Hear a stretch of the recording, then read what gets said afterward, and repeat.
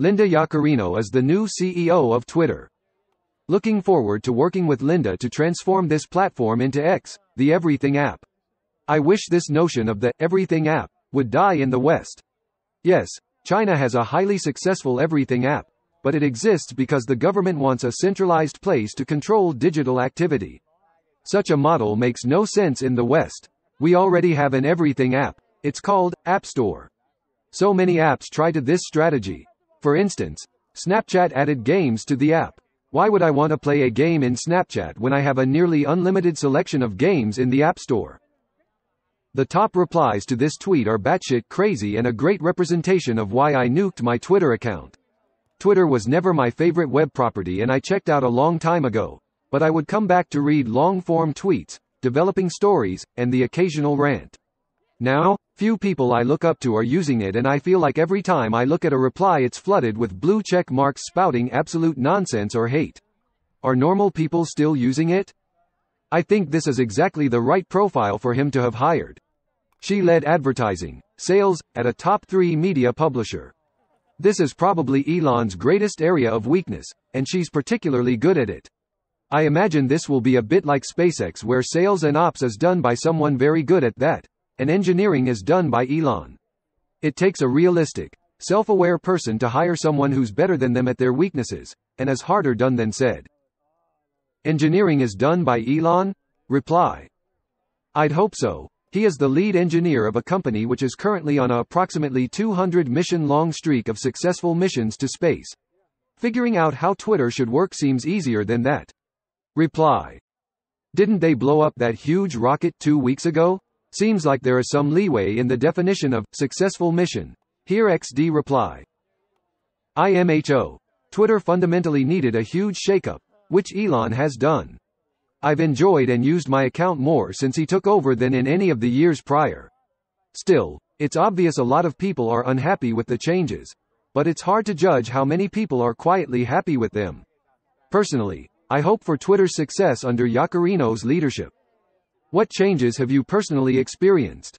For me it's mostly been 1. Seeing less content from people I actually follow, because prioritization of Twitter Blue subscribers, while my own tweets are shown less.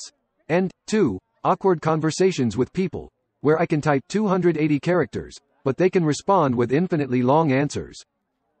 I never used Twitter much, but one change I noticed is that there is more angry political commentary than before.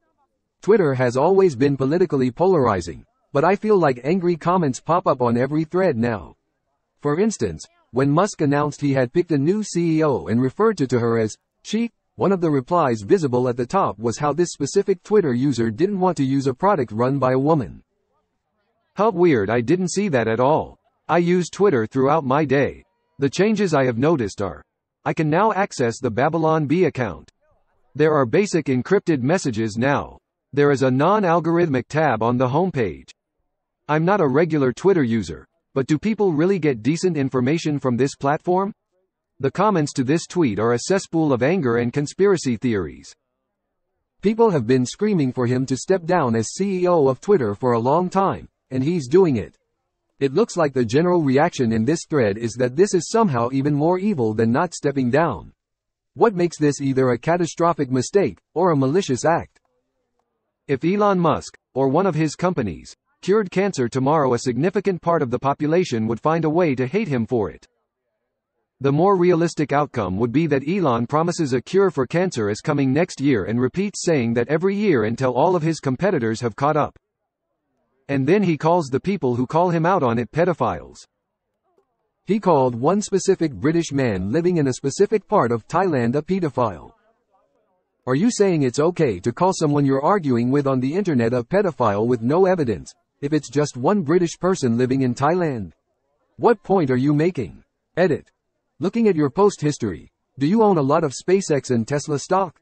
You do a lot of name calling to defend Elon, so your opinion defending one of the world's richest guys doesn't seem altruistic. And then he calls the people who call him out on it pedophiles. What point are you making? That your statement was inaccurate. It wasn't their statement, it was mine, and your response concedes that Musk did exactly that. I just can't wrap my head around this. How can you both concede the behavior and be perfectly fine with and defend it? He's going to continue running Twitter into the ground while now being able to make her the scapegoat for it. Typical glass cliff.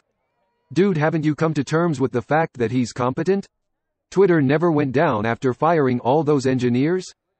Twitter never went down because of those engineers and the great work they did. Elon has been making all kinds of shit up as he goes. He is not an engineer, and never will be one. He can be a great businessman, and at times, he has made great decisions for businesses, and be a terrible engineer. He seems to be stuck on the latter even being possible. He is chief engineer of SpaceX. The rockets seem pretty good to me. I don't understand how other people can tolerate using Twitter. I just want to view people's comments in a compact form. One line per tweet. Even if RSS or equivalent is not supported. How do people have time in their day to scroll down the page to see all the tweets and ads on their timeline when they're following hundreds, thousands of people?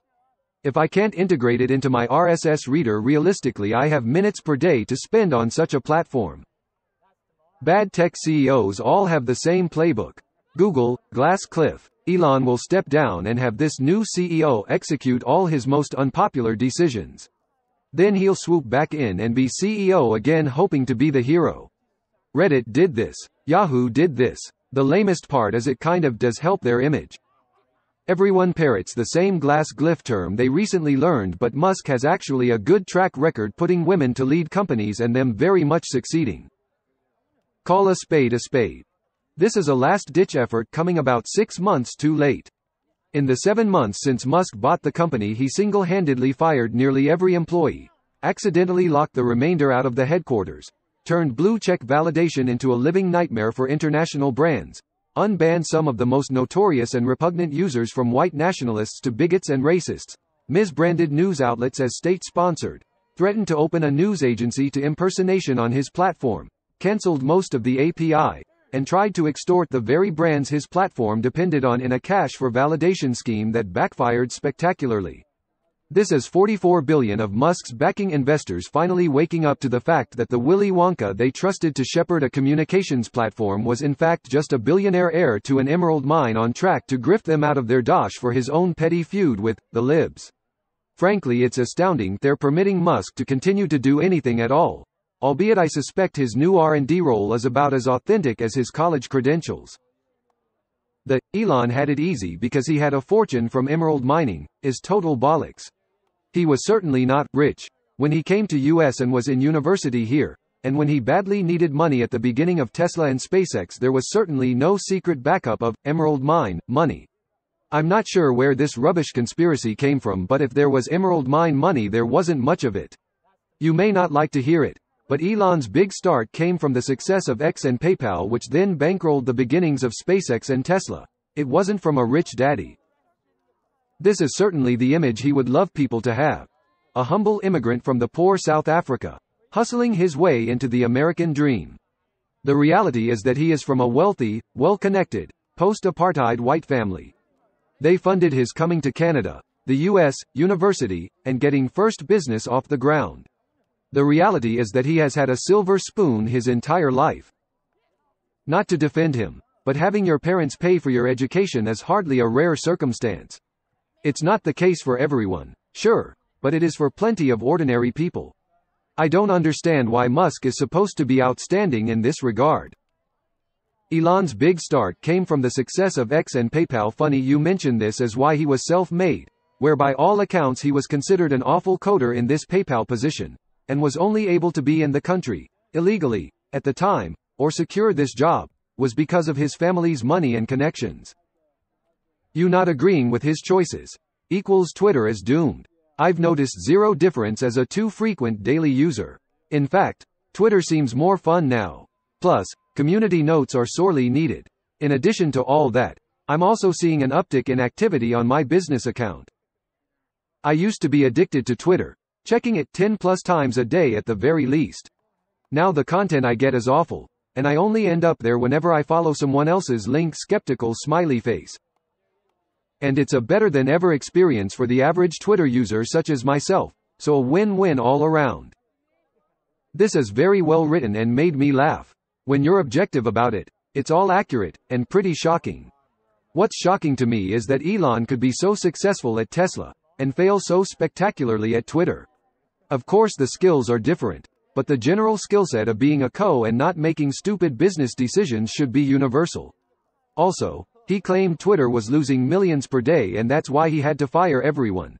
When in reality, the millions per day in losses were interest on the loan he'd used to buy Twitter. So he created the problem, and then blamed that. Pretty shocking. I agree with all this, except for the part where he accurately described U.S. media as state-sponsored. The U.S. state works for U.S. corporations and U.S. corporations own the media. Also, NPR does get some public money. Less than 1% of NPR funding is from Gov. Tesla and SpaceX get far more public money than NPR does. $7,500 per vehicle subsidy. Lucrative NASA contracts. She knows all the advertisers and can placate them. I hope she has an infinite supply of lipstick because this pig will need it.